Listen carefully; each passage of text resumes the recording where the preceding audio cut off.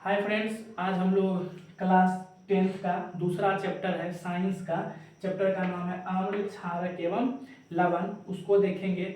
इससे पहले हम लोग चैप्टर फर्स्ट जो था रासायनिक अभिक्रिया एवं समीकरण, उसको पढ़ लिए थे। 2 वीडियो में वो पूरा चैप्टर हम लोग देख लिए थे। उसका एक सेपरेट वीडियो आएगा संतुलित करने का, उसमें क्वेश्चन आंसर भी कुछ रहेंगे और संतुलित करने के लिए आपको सिखाया जाएगा। तो जो दूसरा चैप्टर है अम्ल क्षारक एवं लवण, ये अति महत्वपूर्ण चैप्टर क्लास 10th केमिस्ट्री का है और ये कंपटीशन एग्जाम के लिए भी इम्पोर्टेंट चैप्टर है। तो हम लोग सबसे पहले अम्ल का, फिर क्षारक का, फिर लवण का परिभाषा देखेंगे, उसके बारे में जानेंगे। फिर आगे हम लोग धीरे धीरे इसको विस्तार से पढ़ेंगे। सबसे पहला है अम्ल, इसको अंग्रेजी में हम लोग एसिड कहते हैं। अम्ल को हम लोग अंग्रेजी में क्या कहते हैं? एसिड कहते हैं। इसका परिभाषा है कि अम्ल वे पदार्थ हैं जो क्षारक या क्षार से अभिक्रिया कर लवण और जल बनाते हैं। देखिए, अम्ल का परिभाषा विभिन्न बुक में विभिन्न देखे होंगे, भिन्न भिन्न प्रकार का होता है, लेकिन जो अम्ल का परिभाषा कोई भी लिख सकते हैं। यहाँ अम्ल का परिभाषा है अम्ल वे पदार्थ है जो क्षारक या क्षार से अभिक्रिया कर लवण और जल बनाते हैं। अब देखिए, अम्ल के गुण को हम लोग देखेंगे। सबसे पहला, ये स्वाद में खट्टे होते हैं। जितने भी अम्ल होते हैं वो स्वाद में कैसे होते हैं? खट्टे होते हैं। जैसे आप लोग कच्चा आम, अचार, इमली, सिरका, उसके बाद आप लोग देखते होंगे दही, दूध, जो खट्टा दूध हो जाता है, ये सब स्वाद में कैसे होते हैं? खट्टे होते हैं। तो इसमें अम्ल पाया जाता है। हम लोग आगे ये भी देखेंगे, ये जो पदार्थ हम बोले इसमें देखेंगे किसमें कौन अम्ल पाया जाता है। तो सबसे पहला अम्ल का गुण है ये स्वाद में खट्टे होते हैं। दूसरा अम्ल, अच्छे अम्ल या प्रबल अम्ल विद्युत के क्या होते हैं? सुचालक होते हैं। अच्छे अम्ल जो या प्रबल अम्ल होते हैं वो विद्युत के सुचालक होते हैं। अम्ल धातु से अभिक्रिया कर कौन सी गैस मुक्त करती है? हाइड्रोजन गैस मुक्त करती है। तो ये क्वेश्चन भी आई है ऑब्जेक्टिव के लिए। ऑब्जेक्टिव क्वेश्चन जो बिहार बोर्ड में पूछे जाते हैं उसमें प्रायः पूछा जाता है कि अम्ल धातु से अभिक्रिया करके कौन सी गैस मुक्त करती है? तो कौन गैस मुक्त करती है? तो हाइड्रोजन गैस मुक्त करती है। जैसे मान लीजिए कि आपको दे दें Zn प्लस H2SO4। अब देखिए Zn क्या है? धातु है। H2SO4 क्या है? अम्ल है। धातु प्लस अम्ल अभिक्रिया हुआ तो आपको पता है यहाँ क्या बनेगा? लवण प्लस लवण बनेगा। उसके बाद कौन सी गैस निकलेगी? तो हाइड्रोजन गैस H2 गैस निकलेगी, ठीक ना। तो वहां पे आपका धातु जब भी अम्ल से अभिक्रिया करेगी तो गैस कौन सी निकलेगी? तो हाइड्रोजन गैस निकलेगी। चलिए, अम्ल धातु से अभिक्रिया करके हाइड्रोजन गैस मुक्त करती है। अम्ल क्षारक से अभिक्रिया करके लवण और जल बनाते हैं। ये बात आप लोग भली भांति जानते हैं कि अम्ल क्षारक से अभिक्रिया करेगा तो लवण और जल बनेगा। ये चीज हम लोग फर्स्ट चैप्टर में उदासीनीकरण अभिक्रिया में पढ़े थे कि अम्ल क्षारक से अभिक्रिया करता है तो लवण और जल। इसका उल्टा भी होता है, क्षारक अम्ल से अभिक्रिया करेगा तो लवण और जल बनाएगा। इसका पीएच मान, अम्ल का पीएच मान 7 से क्या होता है? कम होता है। और ये नीले लिटमस पत्र को लाल कर देता है। अम्ल जो है नीला लिटमस पत्र को लाल, इसको ट्रिक से याद रखेंगे। अनील, औ से अम्ल, नौ से नीला, लौ से लाल। अम्ल नीले लिटमस पत्र को क्या करेंगे? लाल करेंगे। तो इसमें जो हम गुण लिखा है ये गुण आपको ऑब्जेक्टिव में पूछा जा सकता है। बहुत बार पूछा है कि अम्ल का जलीय विलयन का पीएच मान क्या होता है? तो 7 से कम होता है। अम्ल नीले लिटमस पत्र को क्या करता है? तो लाल कर देता है। अम्ल धातु से भी क्रिया करती है तो कौन गैस निकलती है? हाइड्रोजन गैस निकलती है। अम्ल स्वाद में कैसे होते हैं? खट्टे होते हैं। अच्छे अम्ल या प्रबल अम्ल विद्युत के क्या होते हैं? सुचालक होते हैं। तो हम यहाँ अम्ल का परिभाषा, उसके गुण को देखें। अब अम्ल से संबंधित कुछ हम सिद्धांत को पढ़ेंगे। चलिए, अब हम लोग अम्ल से संबंधित कुछ सिद्धांत को देखेंगे। इसमें सबसे पहला सिद्धांत आर्हेनियस का सिद्धांत। आर्हेनियस एक वैज्ञानिक थे, वो अम्ल से संबंधित सिद्धांत दिए थे। आर्हेनियस का सिद्धांत क्या था? अम्ल वह पदार्थ है जो जल में घुलकर हाइड्रोजन आयन H+ देता है। अम्ल वह पदार्थ है जो जल में घुलकर हाइड्रोजन आयन H+ देता है। हो सकता है आपसे पूछ लिया जाए कि अम्ल जल में घुलकर H+ आयन देता है, यह सिद्धांत किसका है? तो यह आर्हेनियस का सिद्धांत है। देखिए, अम्ल का जो भी शक्ति है, जो भी क्षमता है, जल में ही है। यदि जल नहीं रहेगा फिर अम्ल का कोई शक्ति, कोई क्षमता काम नहीं करेगा। HCl क्या है? एक अम्ल है, हाइड्रोक्लोरिक अम्ल। जब ये जल में घुलेगा तो क्या देगा? H+ आयन देगा, मतलब Cl- भी देगा। तो मुख्य रूप से आपको यह याद रखना है कि अम्ल जो है जल में जब घुलेगा H+ आयन देगा। HNO3 नाइट्रिक अम्ल, ये जल में घुलेगा तो ये भी क्या देगा? H+ ion. लगभग जितना अम्ल होते हैं सभी जल में घुलकर H+ आयन देते हैं। दूसरा सिद्धांत है ब्रॉन्स्टेड-लॉरी के अनुसार, ये दूसरा वैज्ञानिक का सिद्धांत है। ब्रॉन्स्टेड-लॉरी के अनुसार अम्ल वह अणु अथवा आयन है जो प्रोटॉन देने की क्षमता रखता है। ब्रॉन्स्टेड-लॉरी के अनुसार अम्ल क्या देने की क्षमता रखता है? प्रोटॉन देने की क्षमता रखता है। तो आपको ये दो सिद्धांत अम्ल से संबंधित याद रखना पड़ेगा। चलिए देखिए, अम्ल दो प्रकार के होते हैं, एक होता है ऑक्सी अम्ल, एक होता है अनॉक्सी अम्ल। अनॉक्सी अम्ल को हम लोग हाइड्रा अम्ल भी कहते हैं। ऑक्सी अम्ल किसको कहते हैं? वैसा अम्ल जिसमें हाइड्रोजन हो, जिसमें हाइड्रोजन उपस्थित हो और ऑक्सीजन भी, हाइड्रोजन के साथ साथ ऑक्सीजन भी उपस्थित हो, उसको हम लोग ऑक्सी अम्ल कहेंगे। अब देखिए, लगभग जितना अम्ल होता है उसमें एक चीज कॉमन होता है, उसमें हाइड्रोजन होता ही होता है। ऑक्सी अम्ल में हाइड्रोजन के साथ साथ ऑक्सीजन भी रहता है। देखिए HNO3, H2SO4, H3PO4, इस सब में क्या कॉमन चीज है? O। ऑक्सीजन सभी में उपस्थित है, इसको हम लोग कौन अम्ल कहेंगे? ऑक्सी अम्ल। अनॉक्सी अम्ल जिसमें ऑक्सीजन उपस्थित नहीं हो, अनॉक्सी अम्ल को हम लोग हाइड्रा अम्ल कहते हैं। इसमें सिर्फ हाइड्रोजन होगा, ऑक्सीजन नहीं होगा। जैसे HCl हाइड्रोक्लोरिक अम्ल, HBr hydrogen bromide, HI hydrogen iodide, HF hydrogen fluoride, ये आपका क्या हो गया? अनॉक्सी अम्ल।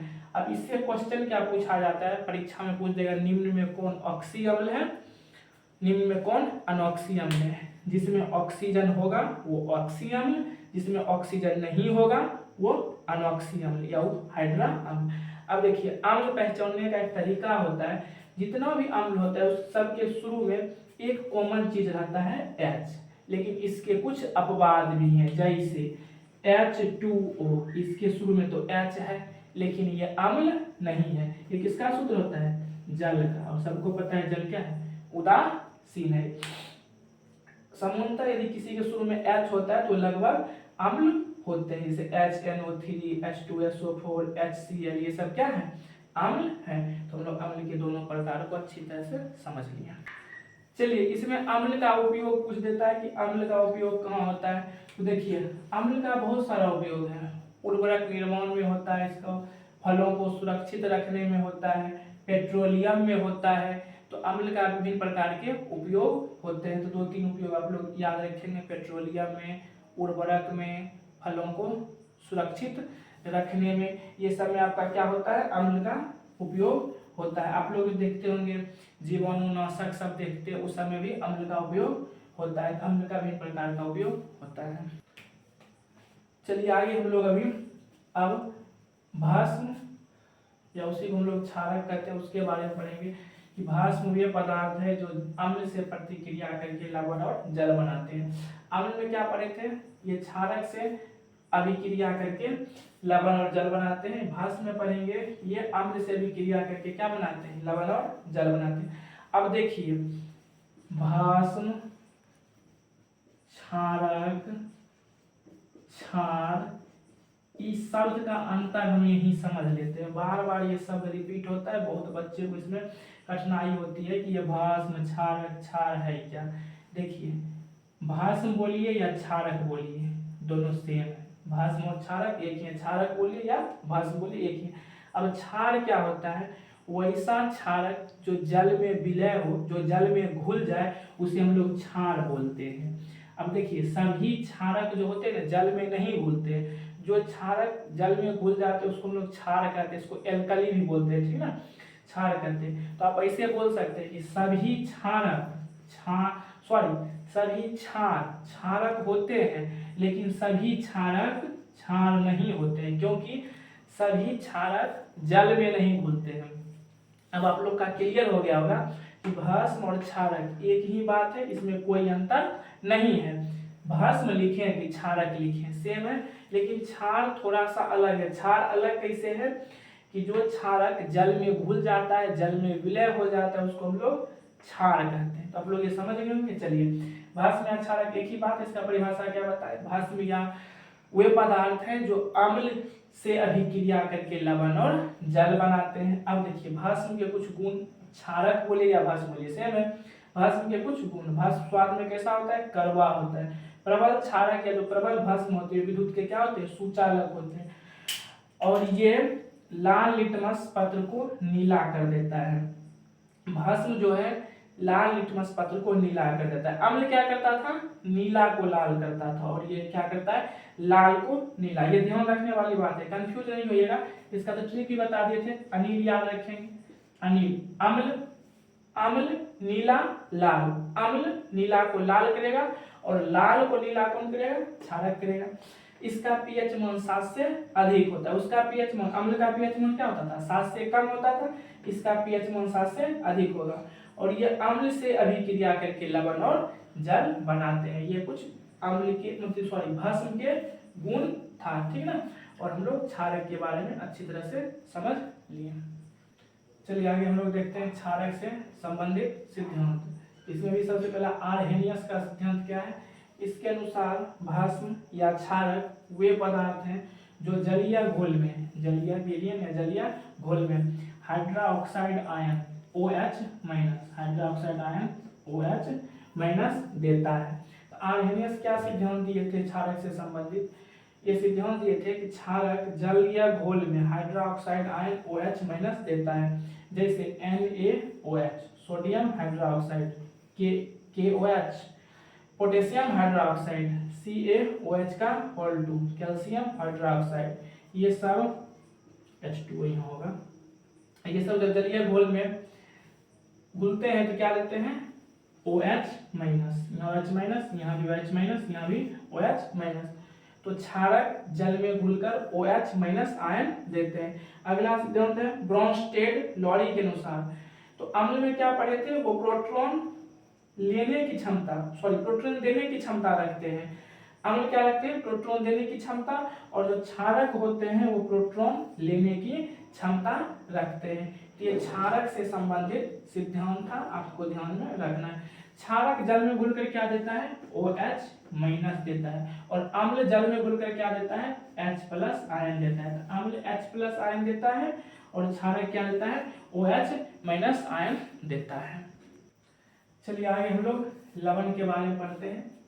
अम्ल और क्षारक के बारे में हम लोग विस्तार से देख लिए, हम लोग लवण के बारे में देखते हैं। अम्ल एवं क्षारक की अभिक्रिया के फलस्वरूप जल के साथ जो दूसरा यौगिक बनता है, दूसरा यौगिक लवण कहलाता है। बना दूसरा यौगिक क्या कहलाता है, लवण। जब भी अम्ल एवं क्षारक की अभिक्रिया होगा तो आपको पता ही लवण और जल बनेगा। इस अभिक्रिया को क्या कहते हैं, उदासीनीकरण अभिक्रिया। इस भी ध्यान में रखेंगे कि जब भी अम्ल और क्षारक आपस में अभिक्रिया करेगा तो इस अभिक्रिया को उदासीनीकरण अभिक्रिया कहेंगे। तो अम्ल एवं क्षारक के अभिक्रिया के फलस्वरूप जल के साथ बना दूसरा यौगिक लवण कहलाता है। जैसे HCl, HCl क्या है, अम्ल है। NaOH क्या है, क्षारक है। और ये जब अभिक्रिया किया तो सबसे पहले यहाँ क्या बना, जल, और NaCl जो बना यही क्या हुआ, लवण। और NaCl ये साधारण नमक का सूत्र है, घरेलू नमक या साधारण नमक या घरेलू नमक, इसका सूत्र क्या होता है, NaCl। इसका रासायनिक नाम होता है सोडियम क्लोराइड, ठीक ना। बहुत बार पूछा है कि साधारण नमक का सूत्र या घरेलू नमक का सूत्र, तो NaCl एक लवण है, इसका साधारण नमक का सूत्र होता है। तो आप लोग समझ गए कि अम्ल और क्षारक के साथ जब अभिक्रिया होगा तो जल के साथ जो दूसरा यौगिक बनेगा वही होता है लवण। अब देखिए लवण के बारे में कुछ खास बात जान लेते हैं। आपको पता है कि जब अम्ल और क्षारक आपस में अभिक्रिया करेगा तो लवण तो बनेगा ही, लेकिन जो लवण बनेगा इस साइड देखते हैं थोड़ा ध्यान से। यहाँ तो NaCl+H2O। देखिए आम्ल और क्षारक अभिक्रिया करेगा तो लवण तो बनेगा ही, यहाँ पे भी लवण बनेगा, यहाँ भी लवण, यहाँ भी लवण। और ये जो लवण बनेगा उसकी प्रकृति क्या होगी, उसका पीएच मान क्या होगा, ये देखिए। जब प्रबल आम्ल और प्रबल क्षारक दोनों प्रबल हो तो यहाँ जो लवण बनेगा, लवण ये क्या होंगे, उदासीन होंगे। कैसे होंगे, उदासीन। आपको पता ही है अम्लीय विलयन का पीएच मान 7 से कम होता है, क्षारीय का 7 से अधिक होता है, उदासीन का क्या होता है 7 होता है। नेटवेट 7। अभी जान लीजिए पीएच स्केल हम अलग से पढ़ेंगे कि पीएच स्केल क्या होता है, विभिन्न पदार्थ का पीएच मान भी हम लोग देखेंगे।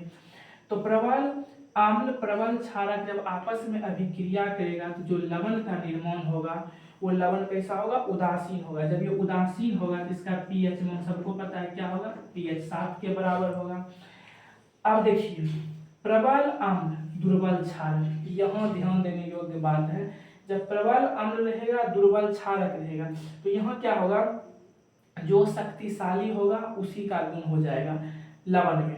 अब देखिए यहाँ शक्तिशाली कौन है, प्रबल आम्ल है, तो यहाँ जो लवण बनेगा इसकी प्रकृति क्या हो जाएगी, अम्लीय हो जाएगी। कि यहाँ पे क्या है, प्रबल आम्ल है, क्षारक क्या है, दुर्बल है, तो जो लवण बनेगा वो अम्लीय है। जब लवण अम्लीय हो जाएगा इसका पीएच मान 7 से कम हो जाएगा, इसका पीएच मान क्या हो जाएगा 7 से कम।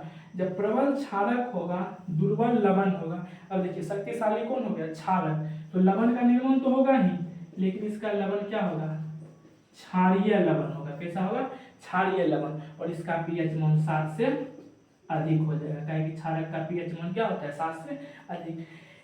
इसी चीज को आप यदि याद रखेंगे, इसी से आप जब रासायनिक अभिक्रिया होगा, कोई लवण का निर्माण होगा, पूछ देगा कि ये लवण अम्लीय है कि क्षारीय है कि उदासीन है, इस बात को यदि आप याद रखेंगे तो आप बना देंगे। चलिए एक चीज है सूचक, इंडिकेटर। हम लोग सूचक के बारे में जानते हैं, सूचक क्या है, इससे बहुत क्वेश्चन पूछे जाते हैं। जैसे एक बार बोर्ड एग्जाम में 2 नंबर के क्वेश्चन में पूछा था कि सूचक क्या है, उसे परिभाषित करें। तो सूचक ऐसे पदार्थ को कहते हैं जो अपने रंग अथवा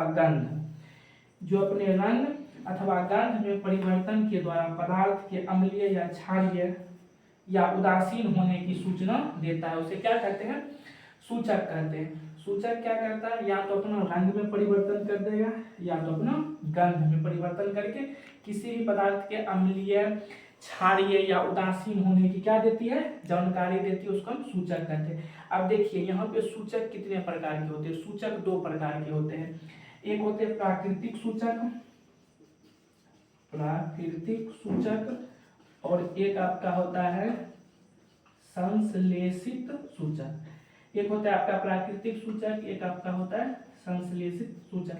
प्राकृतिक सूचक क्या हो गया, जैसे आप लिटमस देखते हैं, लिटमस हो गया, हल्दी हो गया, लाल पत्ता गोभी हो गया, ये सब आपका प्राकृतिक सूचक हो गया। संश्लेषित सूचक मेथिल ऑरेंज फिनोल्फथलीन, ये आपका संश्लेषित सूचक हो गया।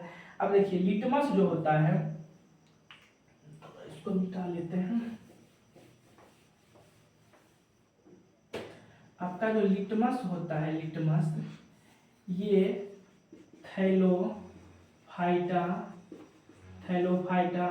ग्रुप के लीचेन, कहीं इसको लाइकेन लिखता है, ठीक है ना, ये लीचेन है। आपके एनसीईआरटी में देख लीजिएगा वहाँ लीचेन दिया हुआ है, कहीं लाइकेन भी लिखता है। तो लिटमस पत्र जो होता है थैलोफाइटा ग्रुप के लीचेन पौधे से तैयार किया जाता है। आपको पता है जब ये क्या होता है, अम्लीय होता है तो नीला होता है, तो इस पे नीला को लाल कर देता है, अम्लीय अवस्था में नीला को लाल कर देता है, और क्षारीय अवस्था में लाल को क्या करता है, नीला। क्वेश्चन पूछा जाता है जब लिटमस पत्र न तो अम्लीय होता है न ही क्षारीय, तब ये किस रंग का होता है, तब ये बैंगनी रंग का होता है, ठीक है, मोस्ट प्रीवियस क्वेश्चन। लिटमस पत्र जब न तो अम्लीय होता है न ही क्षारीय, तब ये किस रंग का होता है, बैंगनी रंग का होता है। लिटमस पत्र कहाँ से तैयार किया जाता है, लीचेन, थैलोफाइटा ग्रुप के लीचेन, या कहीं कहीं लाइकेन रहेगा तो आप लाइकेन मान दीजिए, ठीक है ना। तो आपसे पूछेगा कि निम्न में कौन प्राकृतिक सूचक है, जैसे आपको 4 ऑप्शन दे दिया, हल्दी दे दिया, ठीक ना, उसके बाद आपको मेथिल ऑरेंज दे दिया, फिनोक्सिलिन दे दिया, इनमें से कोई नहीं, तो क्या हो जाएगा, हल्दी हो जाएगा प्राकृतिक सूचक। सूचक पे क्वेश्चन पूछा गया है। संश्लेषित सूचक हो गया मेथिल ऑरेंज फिनोक्सिलिन। अब गंधीय सूचक जैसे लौंग का तेल, ये सब क्या हो गया, गंधीय सूचक। तो आप लोग सूचक, प्राकृतिक सूचक, संश्लेषित सूचक ये सब समझ गए होंगे, ठीक है ना, ये सब आप समझ गए होंगे। इस वीडियो में हम आम्ल, क्षारक, लवण इस सब के बारे में विस्तार से देखें, इसके बारे में जाने, आगे वीडियो में इससे आगे देखेंगे। तब तक आप लोग इस वीडियो को अच्छा से देख लीजिएगा, नोट भी बना लीजिएगा। इस वीडियो को अधिक से अधिक आप लोग अपने दोस्तों के बीच में शेयर कर दीजिए। धन्यवाद।